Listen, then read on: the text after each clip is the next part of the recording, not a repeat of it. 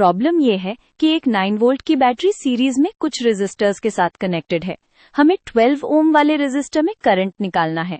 Series connection का सबसे important point याद है? सेम करंट हर कंपोनेंट से पास होता है।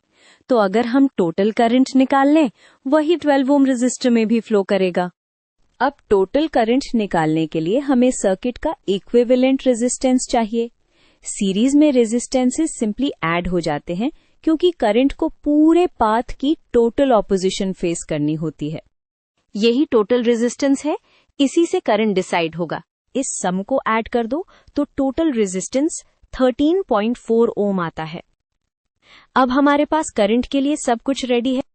अब ओम्स लॉ यूज करते हैं। करंट मिलता है वोल्टेज डिवाइडेड बाय रेजिस्टेंस। ये वैलिड है क्योंकि लीनियर रेजिस्टर्स में वोल्टेज और करंट का डायरेक्ट रिलेशनशिप होता है और टोटल रेजिस्टेंस पूरे सर्किट का इफेक्ट रिप्रेजेंट करता है। वोल्टेज को टोटल रेजिस्टेंस से डिवाइड करके ही करंट मिलता है। 9 डिवाइडेड बाय 13.4 अप्रॉक्सीमेटली 0.67 एम्पियर होता है और सीरीज में करंट सेम होता है, इसीलिए 12 ओम रेजिस्टर में भी इतना ही करंट फ्लो करेगा। ये 12 ओम रेजिस्टर के थ्रू करंट है जो सीरीज में सेम होता है।